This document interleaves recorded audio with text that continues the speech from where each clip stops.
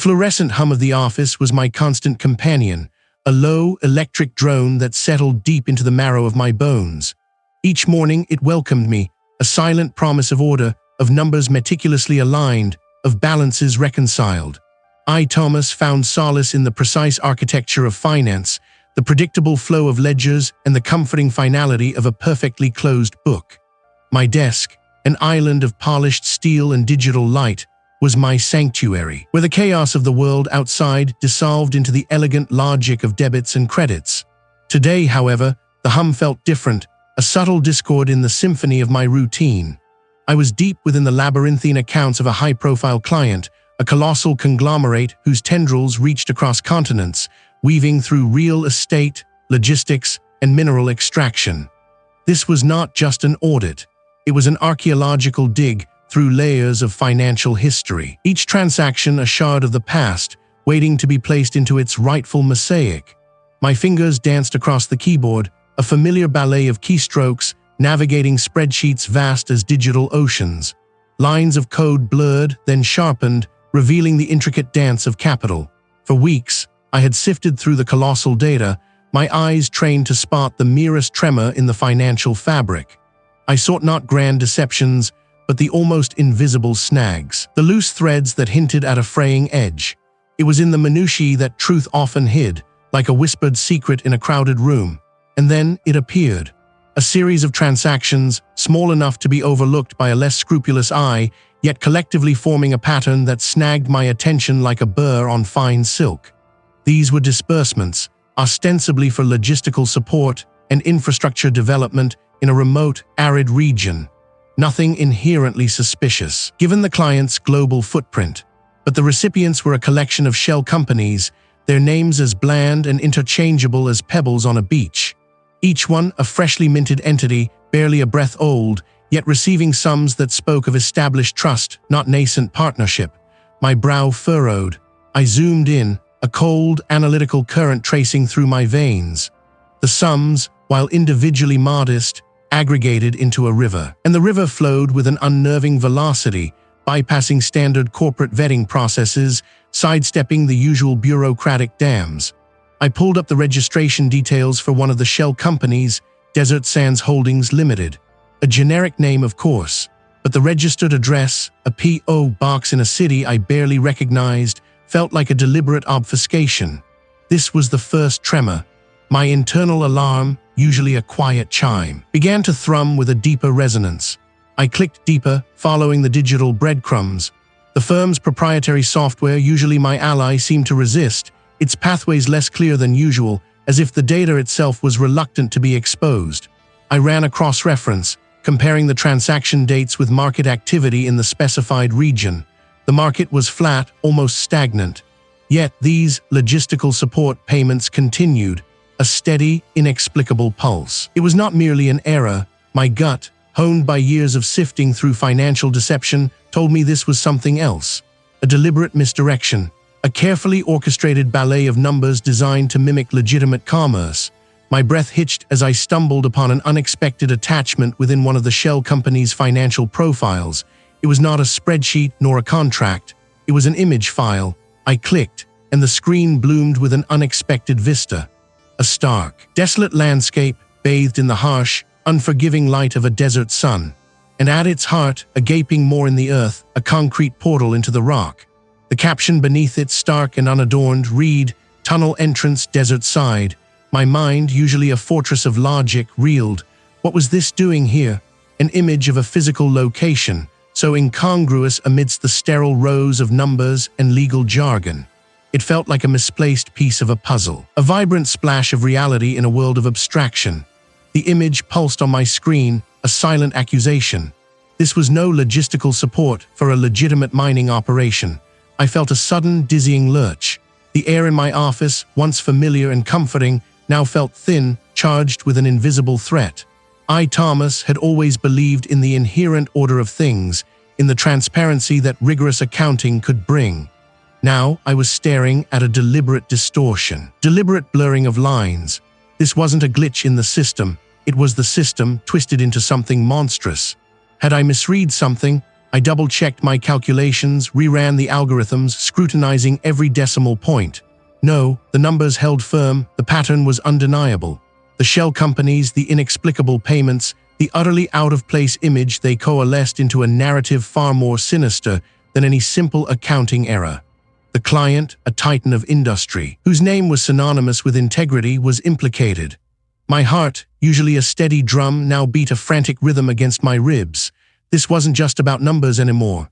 The hum of the office no longer felt comforting. It felt like a warning. The fluorescent hum, once a lullaby of order, now grated, a persistent buzzing beneath my skin.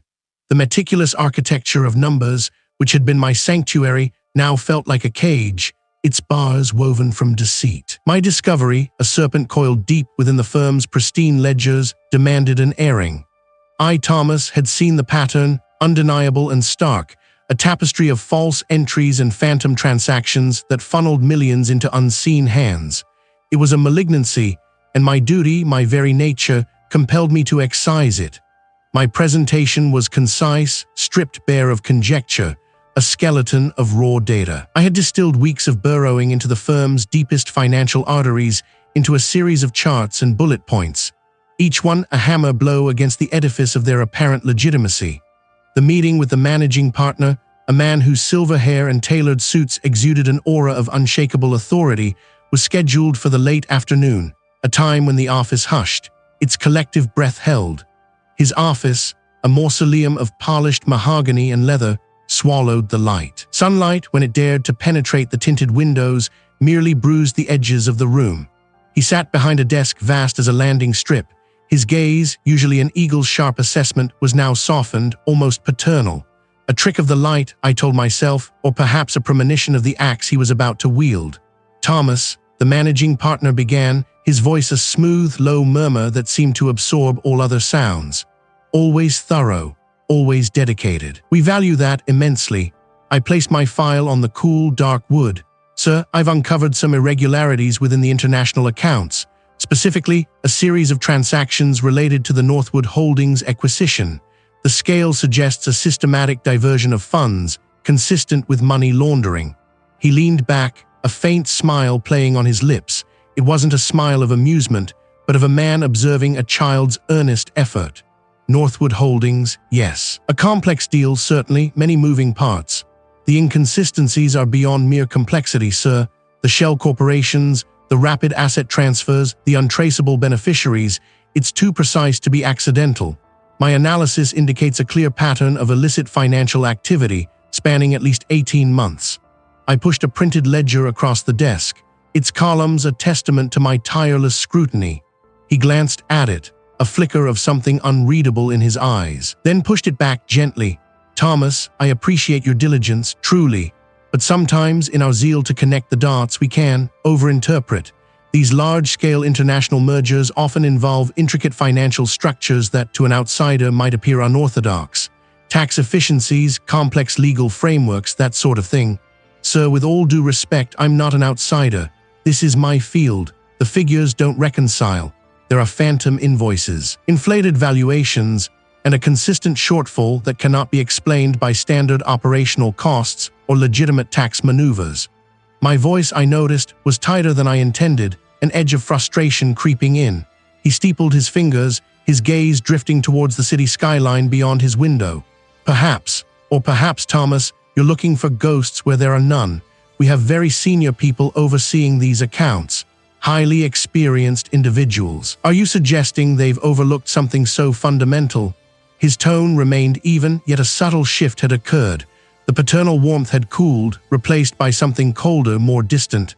I'm suggesting the evidence points to a deliberate scheme, I insisted, a prickle of unease starting to blossom in my chest. The sums involved are substantial. This isn't an oversight, it's an operation. He turned his full attention back to me, his eyes now sharp, penetrating. Thomas, you are a valuable asset to this firm. Your precision, your dedication, they are exemplary. But sometimes exemplary talent can be misdirected. This firm operates on trust. Trust in our partners, trust in our clients. Undermining that trust with unproven allegations can have serious repercussions, not just for the firm but for individuals. The air in the room thickened. Unorthodox findings, when pursued without absolute, incontrovertible proof, can paint an individual as problematic, a disruptor, and disruptors, as I know, rarely thrive in environments built on stability and discretion. He paused, letting the words sink in, each one a slow, deliberate drop of venom. I suggest I revisit my analysis, perhaps focus my considerable talents on something less ambiguous, a new project perhaps, something less taxing on my imagination. My stomach clenched. Imagination wasn't dismissing my findings, he was dismissing me. The realization hit me with the force of a physical blow. The corruption wasn't just in the ledgers, it was here in this office, behind this very desk. My superior, the man I had looked up to, was either complicit or deeply compromised. I gathered my papers, my movements stiff, almost robotic. Understood, sir. The lie tasted bitter on my tongue. Good Thomas, now if I'll excuse me, I have a call to make. He offered a final, tight smile, a mask that had slipped into place with practiced ease. I walked out of that mahogany mausoleum feeling as if I had walked through a wall of ice. The office, once a haven of predictable order, now felt alien, hostile. The hum was no longer a companion, but a drone of surveillance, a constant reminder that I was being watched, my every move now under scrutiny. I left the building. The city's cacophony, a dull roar against the tempest raging inside me. My usual meticulous path home felt wrong, too exposed. My vehicle, a predictable extension of my need for order, carried me beyond the city's sprawl, past the last vestiges of manicured lawns and into the parched, unyielding embrace of the desert. The sun, a brutal eye in the canvas of the sky, beat down, cooking the asphalt. I drove until the road narrowed, twisting around ancient rock formations until I reached it, the tunnel entrance, desert side. It was a gaping maw in the rock face, a concrete scar against the ochre landscape, rarely used now, leading to some forgotten mine or a failed infrastructure project. The air here was still, heavy with the scent of dust and distant creosote. My superior's words echoed, problematic, disruptor, repercussi, the senior partner's words, silken and dismissive, echoed in the hollow chamber of my mind. Imagination. He had branded my meticulously catalogued truths as phantoms, my stark arithmetic as a fever dream. The office, once a sanctuary of ordered figures, now felt like a gilded cage, the air thick with unspoken threats. My stomach, a knot of cold steel, confirmed what my intellect already knew. The rot wasn't confined to the ledgers. It seeped through the very foundations of this venerable institution. Sleep became a distant shore. My evenings, once reserved for quiet contemplation or the gentle hum of domesticity, transformed into a nocturnal vigil. The glow of my personal laptop became my moon, casting its pale light upon a new, forbidden landscape. I worked from the small, rarely used study at home, the door always latched, the blinds always drawn. I was no longer a company man, bound by corporate strictures.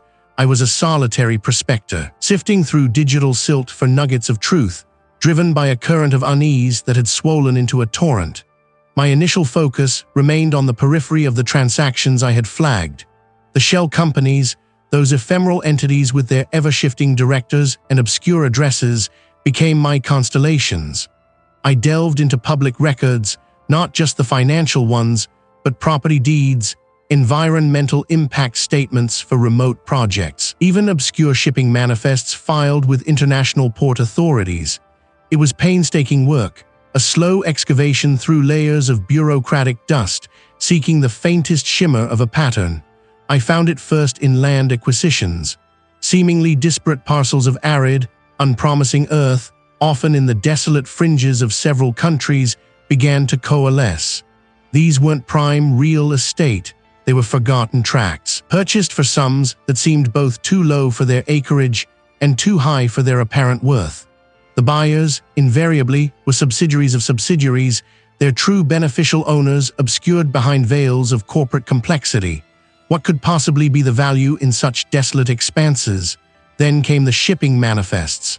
A particular freight forwarder, a small operation registered in a lesser-known port, kept reappearing. Their declared cargo was consistently ambiguous industrial equipment, construction materials, bulk goods. But the routes were unusual, circuitous, often involving transshipments through ports not known for such traffic. And the timing, when cross-referenced with the land acquisitions, was too neat, too coincidental. A shipment of construction materials would arrive in a nearby port just weeks before a new land deed was registered to one of the shell companies in the interior. This wasn't just a few crooked invoices. This was an intricate web, spun with the threads of international commerce and cloaked in the vastness of forgotten landscapes. It wasn't about skimming profits. It was about building something vast and hidden, piece by painstaking piece, under the radar of global scrutiny. The pieces, once scattered fragments, began to assemble into a disturbing mosaic. The land, the unusual shipments, the sheer volume of capital flowing through these phantom entities, it all pointed towards large-scale infrastructure projects in remote, undeveloped regions. But what kind of infrastructure, and for whom? No major corporations had announced new ventures in these desolate areas. No governments had declared public works initiatives. One particular cluster of land deeds caught my eye, linked by a series of increasingly frantic transactions, and a single, recurring name among the shell company directors, a name I had seen once, fleetingly, in an old, obscure news article about a mining dispute. The article spoke of failed ventures, of a project abandoned due to geological instability. Yet, my current data suggested renewed interest, a quiet resurgence of activity, and the location, a harsh, sun-baked corner of the world, was particularly intriguing. I wrestled with the decision for days. To merely observe from afar, from the safe distance of my screen, felt increasingly inadequate. The data was compelling, but it needed grounding, a physical anchor. A quiet resolve, born of stubborn conviction, began to eclipse my natural caution. I needed to see it, to feel the dust of it on my own boots. My sedan, usually a city vehicle, bumped and rattled over increasingly rough tracks, leaving the paved roads behind like discarded skin. The landscape transformed, shedding the last vestiges of human habitation until only the raw earth remained, sculpted by wind and ancient water. The air grew hot and still, smelling of dust and dry scrub. I felt a growing sense of isolation, a vulnerability that prickled at the back of my neck. This was a place where secrets could be buried deep, where the law's reach felt attenuated, almost theoretical. Finally, after hours of driving, the tracks led me to a desolate rise. Below, nestled amidst the ochre hills, stood a structure, stark against the relentless blue sky. It was crude, functional, a temporary settlement of prefabricated units and heavy machinery, all looking curiously new, almost untouched. And at its heart, a gaping maw in the earth, framed by exposed rock and reinforced concrete. I parked my car a considerable distance away, hidden amongst a cluster of sun-blasted boulders, and approached on foot, my heart thrumming a nervous rhythm against my ribs. Before me, stark and unambiguous, was the tunnel entrance desert side. It was larger than I had anticipated, a formidable aperture carved into the rock face. The ground around the entrance was churned earth, marked by the deep treads of heavy vehicles. No one was visible. No sound of machinery. No voices, only the persistent sigh of the wind. But something felt wrong. The stillness was too profound. For a site with such visible infrastructure, the lack of activity was eerie. My eyes scanned the ground, searching for anything out of place. And there, near a discarded oil drum, partially buried in the dust, I saw it, a broken piece of a heavy-duty padlock, industrial grade, with a distinctive, almost artisanal engraving on its shattered shackle. I knelt, brushing away the grit, my fingers tracing the intricate, almost heraldic symbol. I had seen this symbol before, not in any official document, but in a grainy photograph included in one of the obscure shipping manifests, a detail on the side of a crate, almost too small to notice, belonging to that unusual freight forwarder. This wasn't a failed mining operation. This wasn't a forgotten construction site. This was active.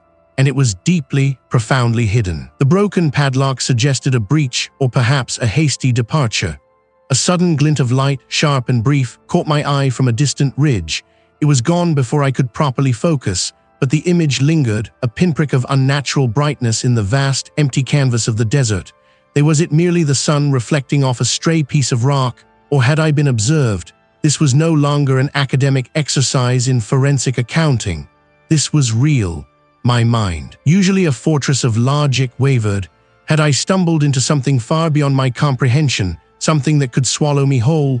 The thought, fleeting but potent, threatened to buckle my resolve. But then my gaze fell back on the broken padlock, the intricate symbol, a silent testament to the undeniable truth. The corruption wasn't just in the ledgers, it was here, etched into the very rock of this desolate landscape. And I, Thomas, had found its entrance. But I also knew, with an even greater certainty, that I would not turn back. But the chill that had settled deep in my bones was not born of fantasy. It was the icy touch of certainty. My resolve hardened, brittle as old parchment, yet unyielding. If the firm would not listen, if they chose blindness, then I would see for myself. My investigations, once confined to the neat rows of spreadsheets, began to spill over into the messy, unpredictable world beyond the glass walls of my cubicle. I started later, left earlier, weaving my personal research into the gaps of my official duties, a clandestine tapestry spun from stolen moments. I dismissed it as coincidence, a delivery, a visitor. Then a few days later I saw it again, this time 2 blocks from my office, its tinted windows mirroring the sky, reflecting nothing of the faces within. A prickle of unease, a spider walk across my nape. But the pattern began to weave itself with insistent threads. The same face, a man with a bland, forgettable countenance, appearing in the periphery of my vision. At the coffee shop, a fleeting glimpse in the rearview mirror on my commute home, once even lingering near the entrance to my gym. He never approached, never directly met my gaze, yet his presence was a discordant note in the symphony of my daily routine. A tightening sensation began to coil in my gut, a slow, steady clenching that refused to loosen. My eyes, once trained on the precise alignment of digits, now scanned the periphery, searching for the telltale sign of an observer. I altered my routes, varied my schedule, testing the theory that was taking root in my mind like a noxious weed. It wasn't imagination. It was a net, slowly, subtly, closing around me. One particular shell corporation, Desert Winds Logistics, kept surfacing in the financial records I'd painstakingly reconstructed. Its transactions were small, almost negligible, yet they formed a consistent, unexplainable trickle into the larger, more opaque accounts of the syndicate. Its registered address was a P.O. box, but a deeper dive, using some of the less-than-sanctioned databases I'd cultivated access to over the years, led me to a physical location, far from any established business district. An old, faded map on my screen showed a dot in the middle of nowhere, marked only by a faint, almost erased label, Tunnel Entrance, Desert Side. The drive was long, the paved roads giving way to crumbling asphalt, then finally to a dirt track that kicked up plumes of ochre dust. The sun beat down with relentless ferocity, bleaching the already sparse landscape to a uniform, desolate brown.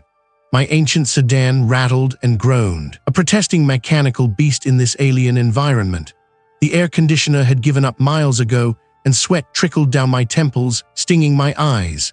I felt exposed, vulnerable, a lone fly buzzing into a vast, silent web. Finally, the track ended in a small, gravel clearing. Before me loomed the tunnel entrance, Desert Side. It was less a grand portal and more a gaping maw in the rock face, shored up by timbers that looked ancient and precarious. The metal door, bolted shut, was rusted to the color of dried blood, its hinges groaning silently under the weight of time and neglect. No signs, no company logos, just the stark, brutal reality of an abandoned place. I parked a discreet distance away, switching off the engine. The silence was absolute, broken only by the frantic beat of my own heart. What was I expecting to find? A smoking gun? A ledger detailing illicit deals? Or just another dead end? Another phantom in this increasingly unsettling chase. I pulled out my small digital camera, its lens an extension of my own searching gaze, and began to document the scene. The rusted door, the crumbling rock, the desolate expanse. Each click was a small act of defiance. As I lowered the camera, a flicker of movement caught my eye. High on a rocky outcrop overlooking the tunnel entrance, a figure stood silhouetted against the blinding sky. He was too far for me to make out any details, but his posture was unmistakable, still, watchful. He was looking directly at me. This wasn't a coincidence. This wasn't a random passerby. This was deliberate. My presence here in this forgotten corner of the world had been anticipated, my breath caught in my throat.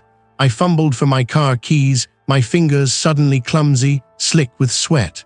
I didn't look back until I was miles away, the tunnel entrance a mere speck in my rearview mirror. but the image of that solitary watcher was burned into my mind, a stark, terrifying confirmation. Later that evening, back in the dubious safety of my apartment, I found it, tucked beneath the windshield wiper of my car, a single photograph. It was a picture of me, taken yesterday, walking out of my office building. My face was clear, caught in a moment of distracted thought. And across the bottom, scrawled in thick black marker, a single word, stop. My hands trembled as I stared at the stark, brutal message. The senior partner's dismissive words returned, but now they seemed a cruel joke. Imagination? No, this was not the fever dream of a tired mind. This was real. The net had tightened. The game had changed. And I, Thomas, the cautious number cruncher, was no longer merely observing. I was being observed, and they wanted me to know it. But beneath it, a flicker of something else ignited, a defiant, desperate spark. I had seen the truth, and now they had seen me. There was no going back. The phantom weight of the senior partner's dismissive words still pressed upon me, a cruel jest now. Imagination. The stark, brutal message from before, etched into the very fabric of my quiet life, mocked such easy dismissals. No, this was not the fevered dream of a tired mind. This was real. And I, Thomas, the cautious number cruncher, was caught within its threads. My office, usually a sanctuary of ordered figures, felt like a glass cage. Every shadow held a watcher, every rustle of paper, a whisper of menace. I feigned focus, my eyes tracing lines of audited expenses, but my mind was a churning storm. The world outside the window, a tapestry of steel and glass, seemed distant, a stage where normalcy played on without me. The shrill insistence of my phone tore through the fragile quiet. It was my wife. His voice, usually a melody of calm, was sharp, frayed at the edges. Thomas, the school just called. There was an incident. My breath hitched, a cold hand squeezing my chest. Incident? What kind of incident? The words were flat, devoid of the panic coiling in my gut. I forced myself to listen, to process. A delivery driver, not the usual one, the school clerk said. He tried to give our daughter a package, claimed it was from you. Her voice trembled. They wouldn't allow it, of course. Protocol, he argued, then the package was just a plain brown box. The school called back a few minutes ago. They found it abandoned near the gate. They opened it just to be safe, you know. Inside, just a toy, a small excavator. My mind raced, trying to find a benign explanation, but none came. A toy for my daughter. Left anonymously at her school, it was too precise, too deliberate. Did they say anything else about the toy?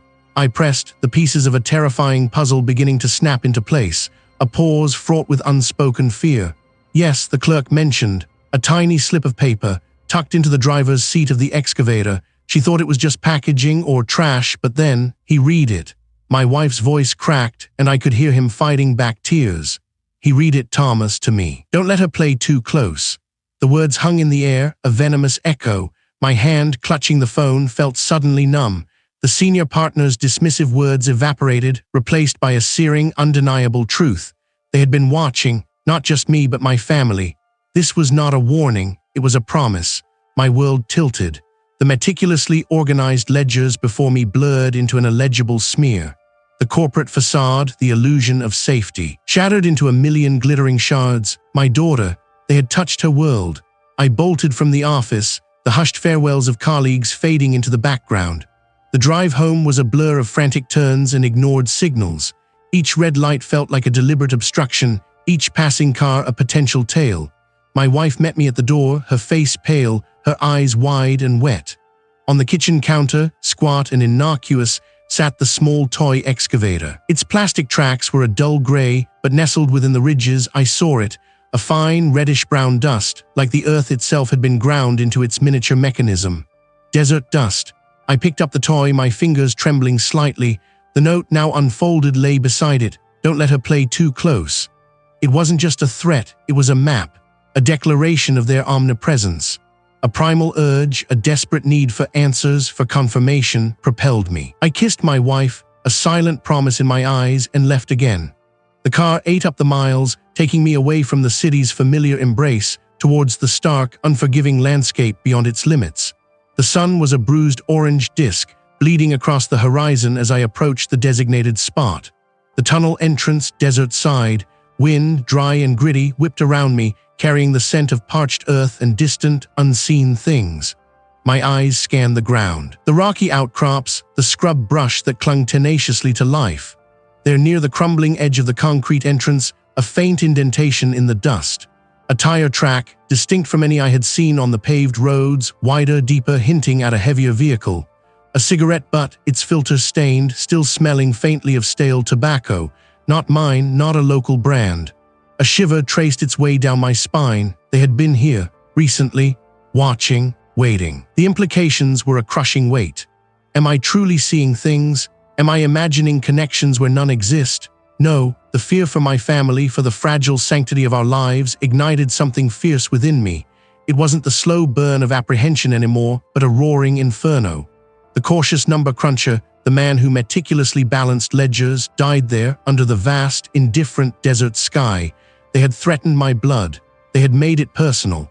And for that, I would make them pay. The game had not just changed. It had become a fight for survival, and I, Thomas, would no longer be merely a pawn. The city lights, once a comforting constellation, dwindled to a smear in my rearview mirror, swallowed by the vast, indifferent canvas of the night. Each mile that peeled away from the familiar hum of urban life felt like a shedding of skin, leaving me raw and exposed. The car, a metallic beetle scuttling across the earth, was my only companion, its engine a low thrum against the rising tide of my apprehension. My wife's kiss still ghosted on my lips, a fragile anchor in a storm of doubt and fear, a silent promise I carried into the desolate expanse. The air grew thin, crisp, with the scent of dry earth and unseen scrubland. The highway narrowed, then gave way to a rough, gravel track that snaked between stark, skeletal rock formations. My headlights cut through the inky blackness, painting fleeting tableau of ancient stones and sparse, tenacious vegetation. This wasn't just a physical journey, it was a descent into a landscape mirroring the one unfolding within me, barren, unforgiving, and utterly alien. Finally, the silhouette of my destination loomed. Not a grand edifice, but a gaping more in the earth, a monument to forgotten ambition. The tunnel entrance, desert side, concrete ribs, stained with time and neglect, framed the dark void. The wind here was a mournful whisper, carrying dust and the faint, metallic tang of decay.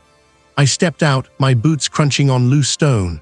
The sky above was a dizzying tapestry of stars, untainted by city glow, a cosmic indifference that made my personal struggle feel infinitesimally small, yet terrifyingly real. I scanned the horizon, the empty expanse, a knot of tension tightening in my stomach. Had he received my encrypted message? Would he even come? The former colleague, once a titan in our field, now a ghost haunting the periphery of my professional memory, was my last, desperate gamble. His fall had been spectacular, a public shaming that had left him with nothing but a reputation in tatters and a cynical sneer for the world. But I remembered the glint in his eye, the relentless pursuit of truth that had perhaps been his undoing.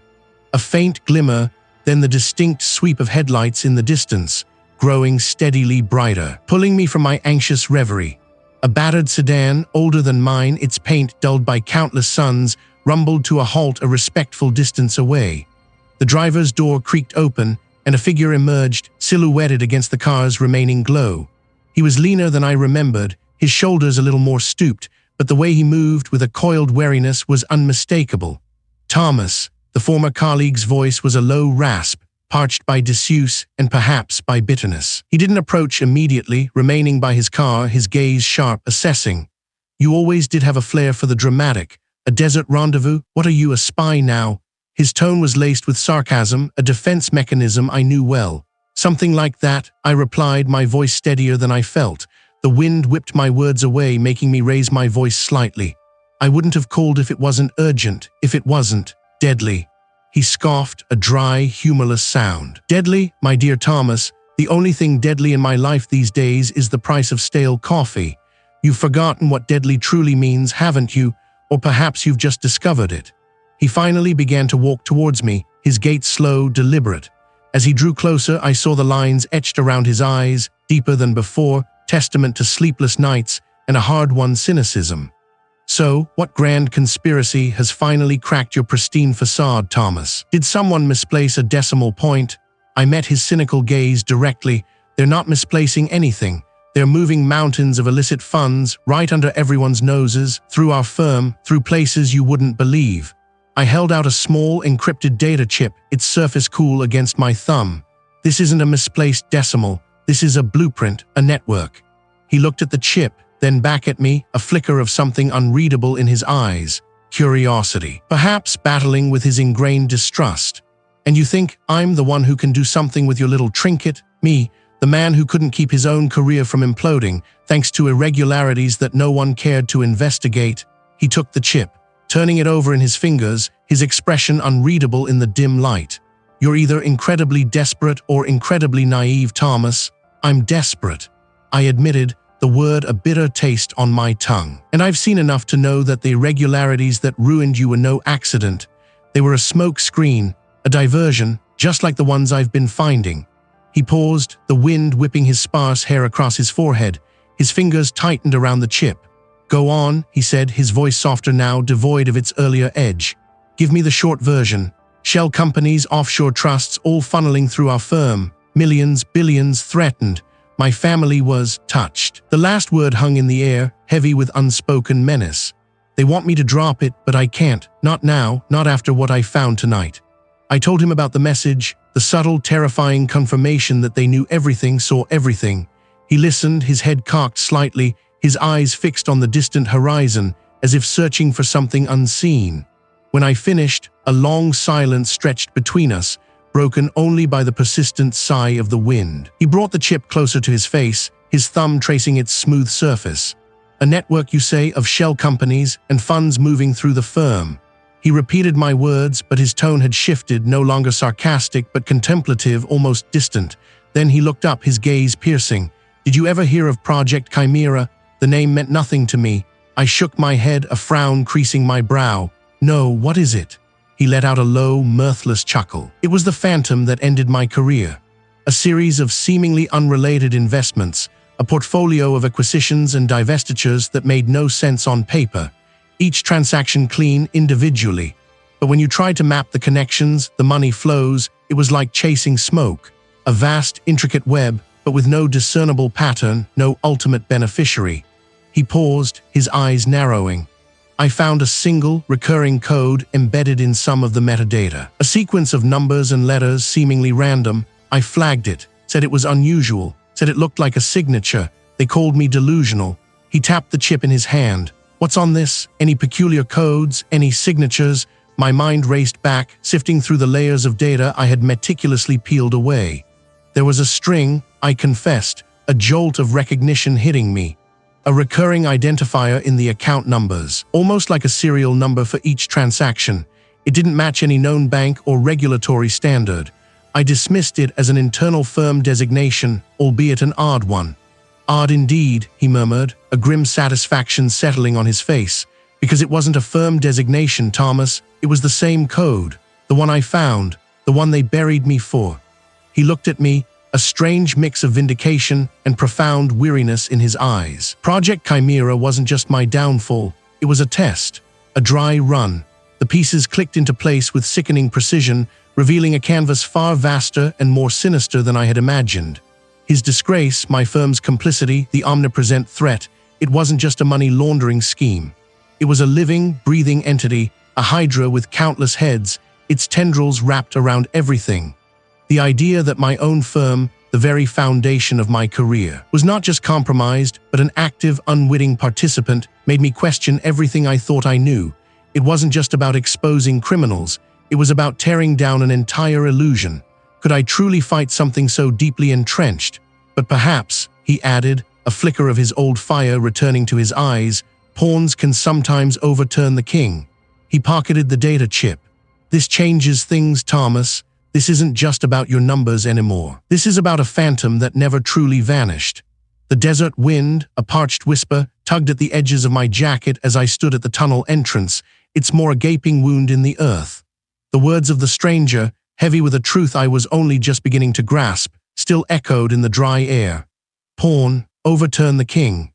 His gaze, sharp and knowing, had lingered on me before he vanished into the ochre vastness, leaving me with a data chip and a profound sense of isolation. The sun, a molten disk, began its slow descent, painting the sky in violent hues of orange and purple. Shadows stretched long and distorted, transforming familiar rocks into monstrous silhouettes. A prickle, not of the desert heat but of instinct, crawled up my spine. A low thrum, barely perceptible at first, vibrated through the parched earth beneath my worn shoes. It grew, a deep growl, coalescing into the distinct rumble of an approaching engine. My head snapped up, my eyes scanning the horizon. It wasn't a casual traveler. The trajectory was too direct, too focused, a predator scenting its prey. My breath hitched. They knew. They hadn't just been watching, they were coming. It didn't slow, didn't hesitate. It was a battering ram aimed squarely at my position. My mind, usually a fortress of logic and calculation, seized. Run. The command was primal, unthinking, a desperate surge of adrenaline that bypassed all reason. I bolted. Not towards the tunnel, which now seemed a trap, but instinctively towards a cluster of jagged rock formations, hoping the broken terrain would offer some cover. My lungs burned instantly, the thin desert air a torment. The roar of the engine intensified, the gravel spitting under its tires as it swerved, attempting to cut off my path. A door flew open, and a figure, a silhouette against the vehicle's interior light, emerged even as it moved. Another figure followed. Their movements coordinated, a silent, deadly ballet of pursuit. My feet hammered against the loose stones, each step a desperate prayer. The desert scrub, thorny and unforgiving, tore at my trousers, but I barely registered the pain. I could hear their heavy breathing now, the relentless crunch of their boots closing in. I twisted, a desperate, uncoordinated lurch, and stumbled, sprawling hard against the unforgiving ground. As I fell, my hand, flung out to break the impact, connected with something small and metallic that had skittered from the grasp of my pursuer during his lunge.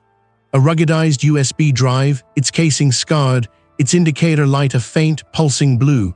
It was not mine. It was not a casual drop. It was theirs. Before they could fully converge, a sharp, metallic clang echoed from the tunnel entrance behind us. The sound was unexpected, a sudden interruption, a dissonant note in the symphony of my panic. It drew the briefest flicker of attention from my pursuers, a momentary hesitation, a fractional turn of their heads towards the sound. That fraction was all I needed. Adrenaline surged, a bitter draft in my mouth. I scrambled, pushing off the ground, my muscles screaming in protest. I didn't look back, didn't dare.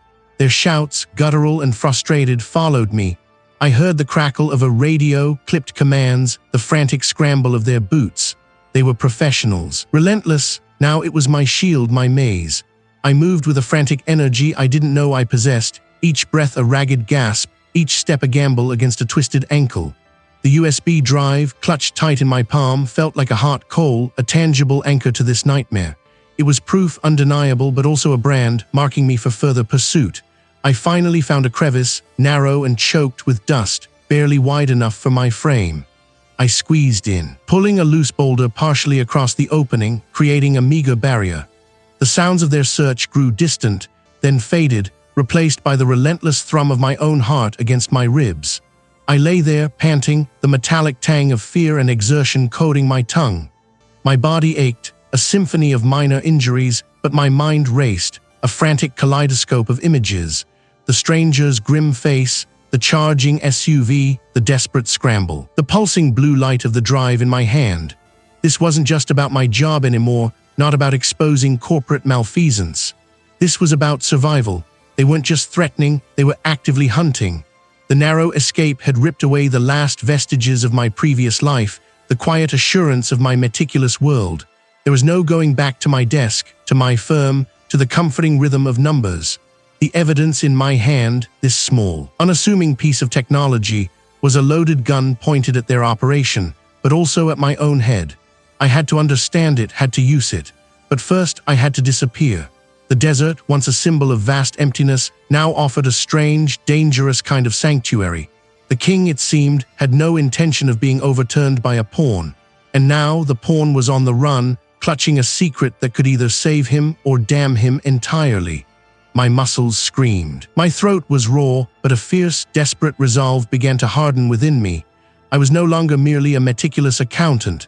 I was a fugitive, and I held something they desperately wanted back. This changed everything.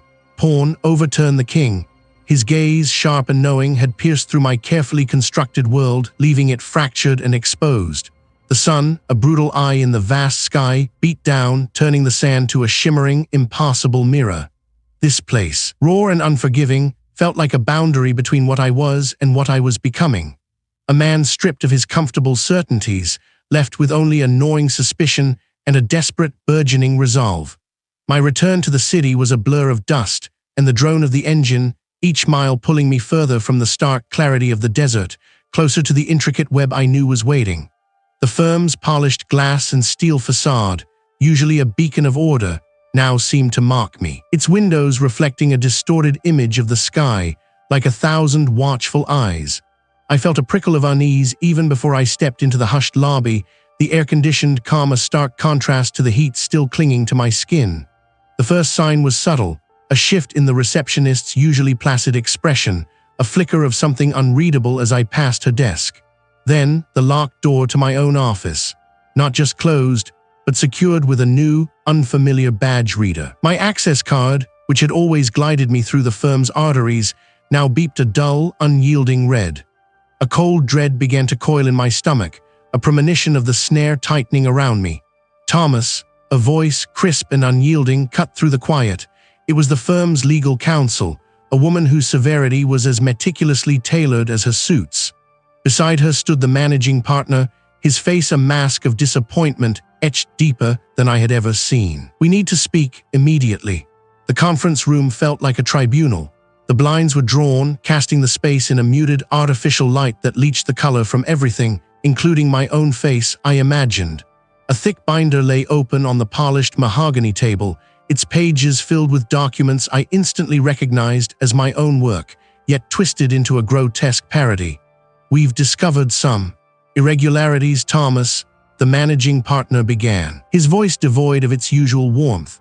"Significant discrepancies in the accounts of Project Chimera, large sums diverted through shell corporations, transactions authorized under my credentials." My breath hitched. Project Chimera, the very scheme I had been meticulously unraveling, the one I had tried to report. This wasn't just obstruction, this was an inversion, a complete fabrication. My mind raced, trying to find the seam in their narrative. That's impossible. I've been documenting those diversions, yes, but not authorizing them. I was trying to expose them. The legal counsel leaned forward, her eyes like chips of ice. "The evidence suggests otherwise. My digital signature on these transfer orders. My personal accounts, showing deposits far exceeding my salary, timed precisely with these diversions. And a secure, encrypted file found on my network drive, containing detailed schematics of our proprietary client database marked for external transfer." My world tilted. My digital signature, my accounts, the schematics, a wave of dizzying disbelief washed over me. This is a setup. Someone has framed me. They've accessed my systems, planted this evidence. I pointed at a line item in the binder, a transfer date. This one, I was out of the country, verifying a client's assets. I have flight records, hotel receipts. Managing partner side, a sound heavy with resignation. "We've checked. The authorizations were made remotely via my secured VPN, and the deposits into my accounts, they are undeniably there. As for my alibi, technology allows for considerable flexibility, Thomas. Flexibility, a polite word for utter damnation.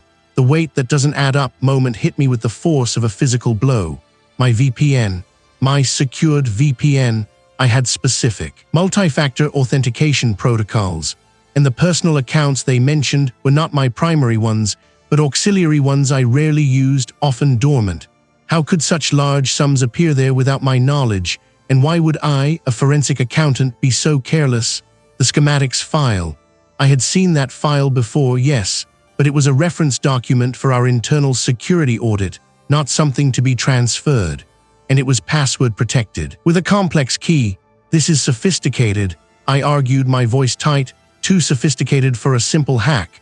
This is someone who knows the firm's internal systems intimately, who knows my habits, who knew exactly where to plant the evidence to make it look undeniable." My gaze swept between their impassive faces. I told I there was a problem with Project Chimera. I warned I about the syndicate's involvement. I presented theories, Thomas. The legal counsel retorted, his tone dismissive. "Now we have facts. Facts that point directly to embezzlement, corporate espionage. The implications are severe.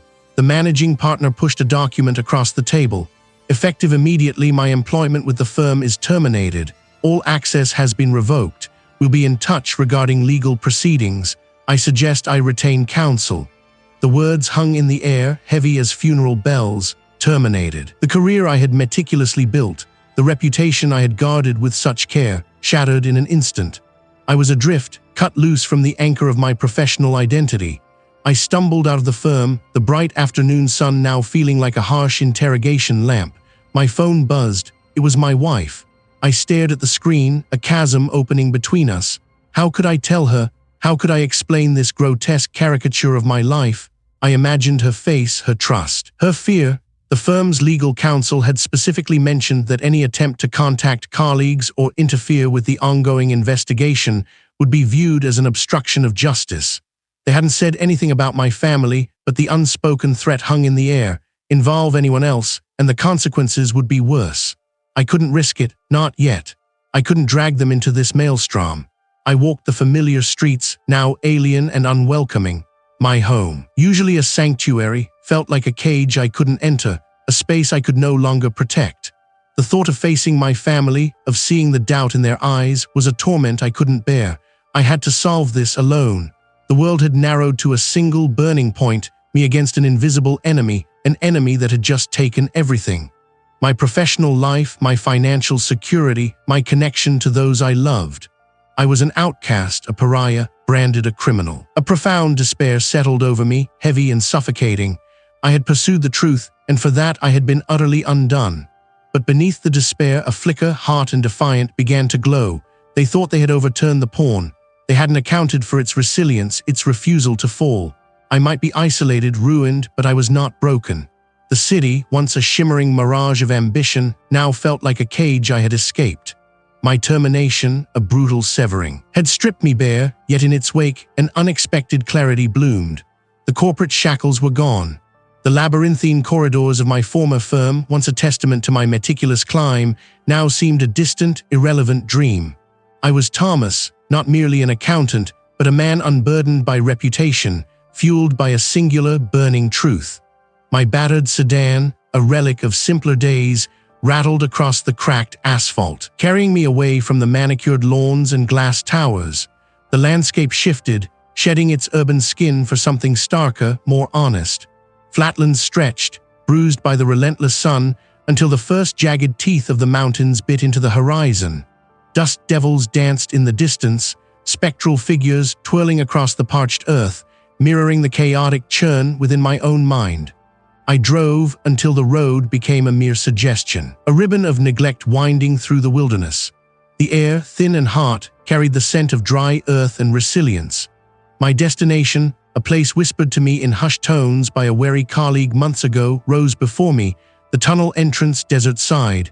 It was a gaping maw in the rock face, framed by sun-baked scrub and ancient, silent stones. A forgotten passage, a scar on the land, and now my clandestine sanctuary. I parked the sedan beneath the sparse shade of a gnarled mesquite, its branches twisted like arthritic fingers. The silence here was profound, broken only by the rasp of my own breathing and the distant cry of a hawk circling high above. This desolation, ironically, was where I felt most alive, most focused. Here, the noise of their world, the whispers of threats and the clatter of falling careers, could not reach me. My hands, usually precise over spreadsheets, trembled slightly as I retrieved the worn satchel from the back seat. Inside, nestled amongst a few necessities, was the true arsenal, a hardened laptop, its memory purged of all but the most vital, encrypted files, and a small, innocuous USB drive, its secrets heavier than lead. I walked to the mouth of the tunnel, the air growing cooler, carrying a faint mineral tang. I found a relatively smooth rock, brushed away the fine desert dust, and sat. The laptop hummed to life, a small, defiant beacon in the encroaching gloom. My fingers, steady now, flew across the keyboard. The data unfolded before me, a complex tapestry of shell corporations, offshore accounts, and phantom transactions. Each number was a thread, each ledger an intricate knot. They believed their web impenetrable, a masterpiece of financial obfuscation. But I had built my life on untangling such webs. My mind, sharp and hungry, devoured the figures, searching for the telltale inconsistencies, the subtle deviations that screamed of deliberate manipulation. My initial plan, born in the frantic days before my termination, had been to expose the mid-level players, the corporate enablers. But now, with nothing left to lose, a bolder, more dangerous strategy began to coalesce. This wasn't just about revealing a scheme, it was about dismantling an empire. I zoomed in on a series of transactions, a cascade of funds flowing through a seemingly legitimate investment fund. My brow furrowed. I had flagged these before, but the firm's internal controls had always redirected my scrutiny, claiming proprietary trading strategies. Now, free from those constraints, I chased the threads. The investment fund, a ghost entity, funneled money into various shell companies, then out again through a complex circular route. It was a classic washing machine, but something was off. The volume, the velocity, the sheer audacity. I cross-referenced the investment fund's registration details with a list of historical land acquisitions I'd stumbled upon months ago, dismissed then as irrelevant public records. The names of the directors, mere proxies, were inconsequential. But one address, a registered office in a remote island nation, pinged a dormant alarm. It was the same address as the holding company for a series of derelict properties near international shipping lanes, properties that had been purchased at exorbitant prices, far exceeding their market value. Wait, that doesn't add up. Why would a money laundering operation inflate asset values so dramatically? Usually they depreciate assets, write off losses, make things disappear. This was the opposite. They were overpaying. I pulled up the satellite images of those specific properties, cross-referencing coordinates with the dates of the transactions. These weren't just places to park dirty money, they were staging grounds. The inflated prices weren't about hiding money, they were about securing those locations, paying whatever was necessary to acquire them quickly and quietly. My breath hitched. This wasn't just money laundering. This was a sophisticated, long-term acquisition strategy, a calculated move to control key logistical hubs. The syndicate wasn't just moving money, they were moving things, and they were building a physical network under the guise of financial transactions. The scale was far grander, far more menacing than I had imagined. My initial plan to expose their financial shell game felt inadequate, a mere scratch on the surface of something far deeper, far more dangerous. I needed to expose their intent, not just their methods. I needed to show the world what they were building. A wave of exhaustion washed over me, but it was quickly replaced by a surge of fierce resolve. My unique accounting skills, my ability to trace the invisible threads of capital, were now not just about proving a crime, but about uncovering a threat. I would use their own intricate financial architecture, their meticulously crafted web of deceit, to shine a light on their true operations. I would leverage the very complexity they relied upon for concealment to expose their every move. I was one man, stripped of my position, my resources, facing an organization capable of such intricate, far-reaching malice. Could I truly untangle this monstrous knot? Could I, Thomas, the quiet number cruncher, stand against such a powerful, ruthless adversary?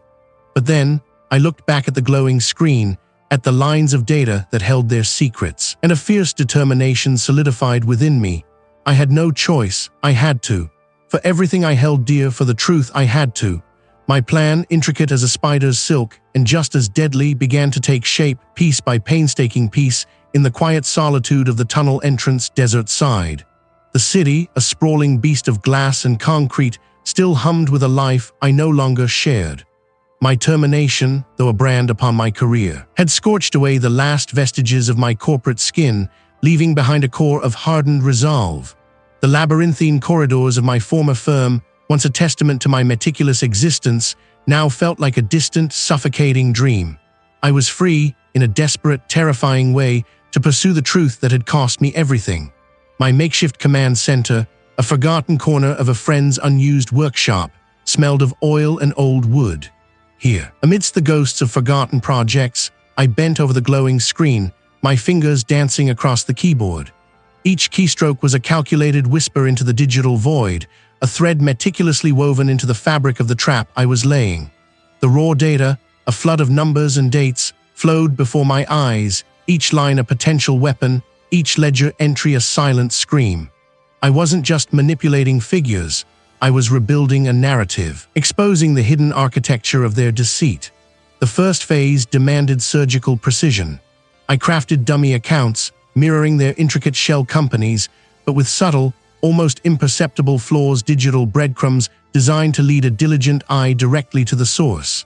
Timestamps were shifted, transaction IDs subtly altered, all within the bounds of plausible error, yet enough to unravel their carefully constructed facade when cross-referenced with the genuine ledger I held. It was like dismantling a clockwork bomb, each tick of my fingers bringing me closer to detonation or to my own destruction. A shiver, cold and sharp, traced its way down my spine. One wrong digit, one misplaced comma, and this entire perilous endeavor would collapse, taking me and everything I cherished with it. My breath hitched, a silent plea for unwavering focus. A flicker of doubt, a shadow of the Thomas I used to be, passed through me. Was I truly seeing this clearly? Had the pressure, the isolation warped my perception? I zoomed in on a particular transaction, a large transfer routed through a small island bank. My initial analysis had flagged it as part of the laundering scheme, but now, a microscopic detail in the bank's routing code, a sequence I'd dismissed as a typo, caught my eye. It wasn't a typo. It was a known identifier, a subtle signature I had once glimpsed in a classified report, linking this seemingly innocuous transaction directly to a known front for a syndicate far more entrenched than I had initially dared to believe. The pieces clicked into place with a chilling finality. They weren't just corrupt, they were brazen, leaving these tiny, arrogant marks for anyone diligent enough to find. This wasn't merely about money, it was about power, absolute and unyielding. My secure device, a relic from a past life, vibrated. The journalist. His message was succinct, coded, but the urgency thrummed beneath the surface. Ready for delivery. I typed my equally brief reply, the package is almost sealed. Minutes later, another chime. It was the former colleague, his communication even more guarded, a single encrypted emoji. He was in position, waiting for my signal. My allies were few, scattered, and risking everything just like me. The weight of their trust, heavier than any corporate dossier, settled upon my shoulders. As the pre-dawn sky began to bleed faint hues of violet and rose, I made my move. The city was still largely asleep, a blanket of quiet anticipation. My car, stripped of any personal identifiers, ate up the miles, leaving the urban sprawl behind. The landscape shifted, the concrete giving way to scrub brush and then to the vast, silent expanse of the desert. The air grew thinner, carrying the scent of dust and distant sage. My destination finally appeared, a jagged scar against the burgeoning light, the tunnel entrance, desert side. It was a forgotten access point, a gaping moor in the rock face, leading to disused maintenance tunnels. The silence was profound, broken only by the rustle of dry weeds and the distant hum of my engine. This place, desolate and exposed, felt like the edge of the world, a fitting stage for an act of irreversible defiance. I pulled out my burner phone, screen a stark beacon in the gloom. The final package, meticulously compiled, encrypted and timed for a staggered release, was ready. My thumb hovered over the send button. This was it. The point of no return. Every fear I had ever harbored, every threat I had endured, culminated in this single, terrifying moment. My family's faces flashed before my eyes, their smiles, their laughter. Protecting them was the anchor in this storm, the fuel for my resolve. With a deep, shuddering breath, I pressed the button. The data, a cascade of incriminating evidence, a digital avalanche, was released. It began its journey, a silent scream across networks, aimed at specific, secure platforms designed to bypass initial suppression. The first wave was small, a ripple, timed to hit a specific journalist's inbox, a carefully vetted contact who had proven his integrity. The subsequent waves, larger and more devastating, were set to unleash themselves over the next few hours, targeting international regulatory bodies and major news outlets simultaneously. The sheer volume, coupled with the intricate web of cross-reference data, would make it impossible to dismiss as a mere leak. It was a calculated detonation. The phone vibrated again, confirming the transmission. A strange emptiness settled over me, a quiet after the storm. I had done it. The trap was sprung. The truth, or at least my version of it, was out. But the quiet was deceptive. The predators I had provoked would now hunt, and the desert, vast and unforgiving, would offer little sanctuary. The desert wind, a phantom sculptor, etched fine lines into the landscape, each grain of sand a whispered secret. I stood at the tunnel entrance, desert side, the cool breath of the earth a stark contrast to the inferno brewing within me. My fingers, steady despite the tremor in the air, gripped the small, encrypted drive. Here, beneath a sky bruised with the last vestiges of night, I performed my final ritual. The silent exchange with the contact, a silhouette against the pre-dawn glow, felt like a sacrament. He took the drive, a nod his only promise. The data, my life's fragile work, now breathed outside my keeping. This was it, no turning back. The city, a distant shimmer of false promises, awaited its reckoning. My termination, a brand upon my career, had scorched away the last vestiges of my corporate skin, leaving behind a core of hardened resolve. The labyrinthine corridors of my former firm, once a testament to my ambition, now seemed a distant, flimsy cage. Tonight, the cage would shatter. The grand ballroom, awash in the muted gleam of crystal and polished marble, hummed with the self-important murmur of the city's elite. A global financial integrity summit. They called it a grotesque irony that scraped at my nerves. I moved through the throng, a ghost among the living, my borrowed suit a flimsy shield against the predatory gazes I imagined lurking in every shadow. The air, thick with the scent of expensive perfume and cheap ambition, tightened around me. Each face I passed, a potential ally or an unwitting pawn, blurred into a tapestry of indifference. I spotted them at the head table, bathed in the gentle glow of a spotlight. The chairman, his silver hair a regal crown, his smile a practiced mask of benevolence, and the senior partner, a predator in tailored wool, his eyes scanning the room with an almost reptilian stillness.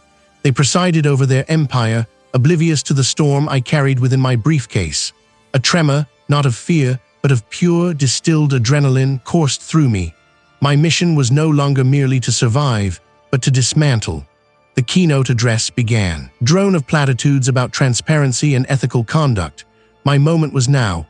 I'd secured access to the main projection system, a risky gambit, but the only way to ensure my truth reached every corner of the room unfiltered.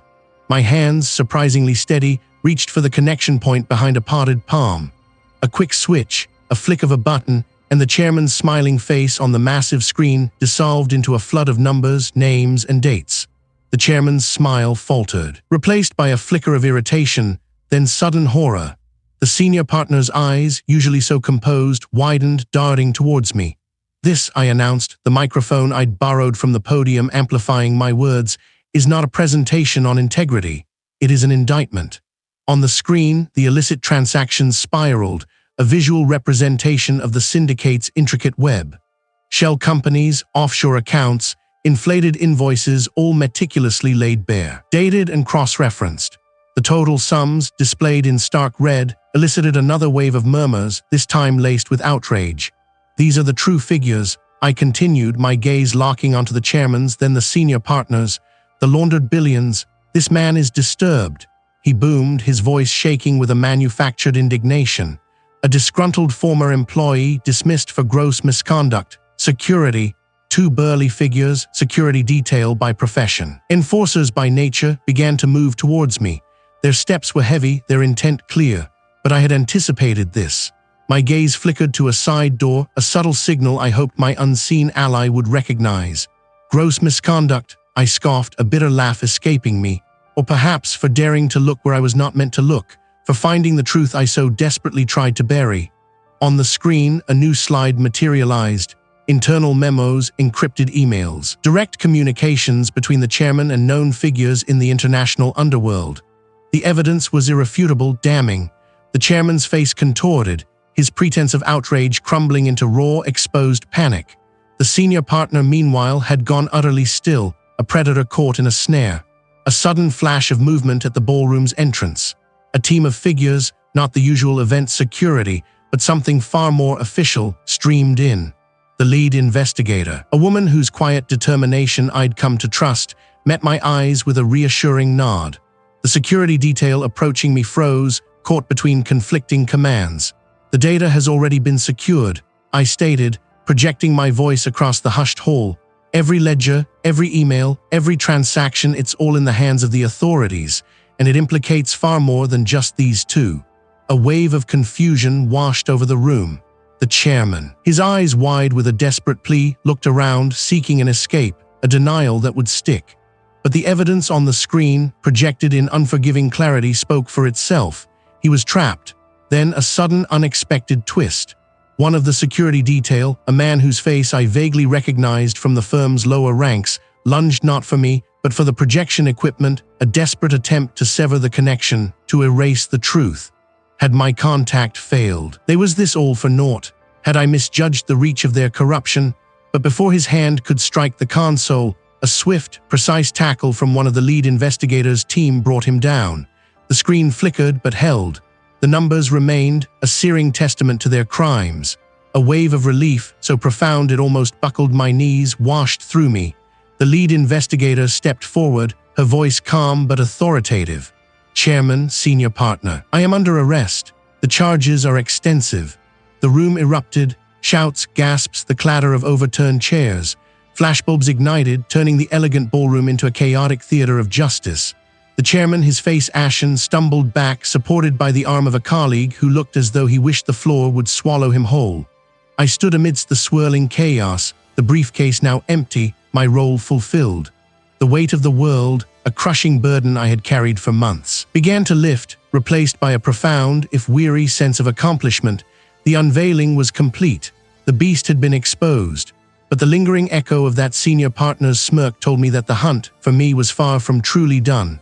The ballroom, once a gilded cage of corporate pretense, fractured into 1,000 shards of sound.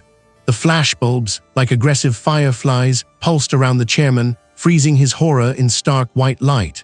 I watched as the detective, a quiet storm of authority, moved with purpose, his voice cutting through the din as he directed his team.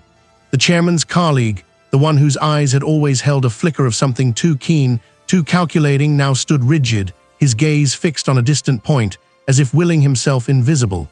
Arrests were swift, decisive. Each clink of metal on wrist was a tiny, sharp punctuation mark in the unraveling narrative of power and deceit. I felt a strange lightness, a hollowness that wasn't relief, not yet. My body, which had been a taut wire for weeks, threatened to simply collapse. The weight of the ledger, my silent witness, felt suddenly immense in my grasp. A uniformed officer gently took it from me, a gesture of quiet respect. My own name, Thomas, was cleared, spoken by the detective with a certainty that resonated through the chaos. "Mr. Thomas," he had said, "your testimony, your evidence, it will dismantle them." The words were meant to be a balm, a triumph, but they merely echoed in the cavern of my exhaustion. The firm, that venerable institution of glass and steel, was now a crumbling edifice. Reputations, once meticulously polished, shattered on the marble floor. News crews, a ravenous pack, swarmed the building's entrance, their microphones thrust forward like hungry maws. The headlines, I knew, would be brutal, unforgiving. A vast, intricate web of money laundering. International syndicates, corporate malfeasance. It would be a feast for the public, a cautionary tale for the ages. But for me, it was simply the bitter fruit of a dangerous truth. Days blurred into a series of debriefings, statements, and the slow, arduous process of untangling the threads. My colleagues, those who had kept their distance, now approached with hesitant apologies or averted gazes. The genuine ones, a handful, offered quiet support, a hand on my shoulder, a shared, weary glance. But mostly, there was a palpable awkwardness, a chasm between my ordeal and their untouched lives. I was the one who had seen behind the curtain, who had plunged into the abyss and returned, scarred but intact. It made me an anomaly, an uncomfortable mirror reflecting their own complacency. The emotional cost began to manifest in small, insidious ways. My focus, once my greatest asset, wavered. I found myself staring blankly at spreadsheets, the meticulous order of columns and rows failing to soothe the lingering disquiet in my mind. The world, once a predictable sequence of debits and credits, now seemed a far more precarious place, riddled with unseen dangers. Had I done the right thing? There was the destruction of so many lives, even those complicit, truly worth the truth. The answer, I knew, was yes, but the knowing did not erase the tremor of doubt. A week later, the detective called. His voice, stripped of the urgency that had defined our previous conversations, held a quiet finality. "We're tying up the last threads, Thomas," he explained. "There's a location we've been monitoring, an old smuggling route. Your intel helped us pinpoint their final staging point." He asked if I would be willing to accompany them, not as an investigator, but as a witness, to confirm some details, to see the end of it. A strange compulsion drew me. I needed to see the complete picture, to close this chapter not just in documents, but in my own lived experience. The journey was long, into the stark, unforgiving landscape beyond the city's sprawl. The air grew thin, the sun a relentless hammer in the sky. We drove for hours, the vehicle kicking up plumes of red dust, until the familiar landmarks of civilization vanished, replaced by an endless expanse of rock and scrub. Finally, we arrived at the tunnel entrance. Desert side, it was a gaping maw in the earth, carved into the base of a jagged mesa, almost invisible against the ochre cliffs. The air here was still, heavy with the scent of dry earth and something metallic, industrial, clinging to the dust. Uniformed officers moved with practiced efficiency around the entrance, their figures stark against the harsh light. Heavy machinery, brought in to clear debris, sat idle nearby, where the money was laundered through shell companies operating out of sight. I walked towards the entrance, the ground beneath my feet uneven, strewn with loose rocks. A faint, acrid smell wafted from within the tunnel, a mix of diesel and damp earth. Inside, the beam of a powerful lamp cut through the gloom, revealing the rough-hewn walls, dripping with moisture despite the desert heat. There were crates, now empty, stacked against one wall, and the lingering scent of chemicals. My gaze fell upon a small, discarded item near the tunnel's edge, a tarnished silver locket, its chain broken. It seemed out of place amidst the grit and the remnants of criminality, a delicate piece of human sentiment in a place devoid of it. I knelt, picking it up. The detective, observing me, simply nodded. "We'll process it," he said, his tone devoid of promise. The world was not entirely clean, not yet. The powerful lamp, a single, unwavering eye in the cavern's maw, sliced through the gloom. I stepped further into the tunnel entrance, desert side, the rough-hewn walls closing in around me like a hungry throat. The faint, acrid smell intensified, now a sharp metallic tang beneath the damp earth, a scent that tasted of industry and desperation. Water wept from cracks in the rock, tracing silver paths down the ancient stone, reflecting the lamp's stark brilliance. My breath hitched, a cold knot tightening in my chest, yet a strange calm settled over me. This was it, the final ledger. Further within, the tunnel opened into a vast, excavated chamber. The lamp I now saw was held by a figure standing at a makeshift table, blueprints and scattered documents illuminated in its unforgiving beam. It was the senior partner, his face a mask carved from granite, devoid of the corporate polish I had known for years. Behind him, a hulking generator hummed, its low thrumming vibration echoing through the rock. Other figures, silent and watchful, stood like shadows against the cavern walls. Thomas, the senior partner's voice was a gravelly whisper, stripped of its usual smooth authority. I always had a knack for finding the hidden numbers, a pity I couldn't leave them buried. My gaze swept the chamber, piles of raw materials, crates marked with unfamiliar symbols, and the unmistakable gleam of unrefined precious metals. The numbers I had chased, the discrepancies I had unearthed, now lay before me. Tangible and terrifying. "This isn't just about numbers anymore, is it?" I answered, my voice steadier than I felt. "This is a kingdom built on stolen lives, on the silent dissolution of trust." A sneer distorted the senior partner's face. "Trust is a currency for the naive. Power, Thomas, is the only true constant." He gestured vaguely to the crates. "A new world order requires new foundations. We were merely laying the groundwork." My heart pounded. A drum against my ribs, but I refused to cower. "And I thought I wouldn't see the blood in the ink." He chuckled, a dry, rattling sound. "I thought I'd be smart enough to look away, to understand the futility of resistance." He took a step towards me, the lamp's beam momentarily blinding. Or perhaps, Thomas, I just needed a better offer. This was the moment of truth, the precipice. I had come here not just to expose, but to confront, to understand the rot from its source. The air grew thick with unspoken threats, the silent figures around him shifting, their intentions clear. Had they received it? Would they arrive in time? Had I truly been so foolish? Had I misjudged the timing, the risk, everything? Then a sudden sharp crack echoed from the tunnel entrance behind me, not the drip of water, but something harder, more deliberate. The senior partner's head snapped up, his eyes narrowing. The other figures tensed. From the gloom, a voice, calm and authoritative, cut through the generator's hum. "This operation is compromised." Their tactical gear was stark against the damp rock, their presence a sudden, overwhelming force. The senior partner cursed, a guttural sound, and for a fleeting moment the mask of control slipped, revealing the raw, desperate fear beneath. His silent figures hesitated, then seeing the futility, slowly began to comply. The reveal wasn't just the physical evidence, but the unmasking of the orchestrator himself, stripped of his corporate veneer, caught in the harsh glare of justice. The chaos that followed was swift and decisive. Orders barked, flashlights swept the cavern, and the clatter of dropped firearms punctuated the air. I stood amidst it all, a strange sense of unreality washing over me. It was done. Weeks bled into months. The world outside the tunnel felt different, brighter, yet irrevocably altered. The firm crumbled, its foundations exposed as rotten.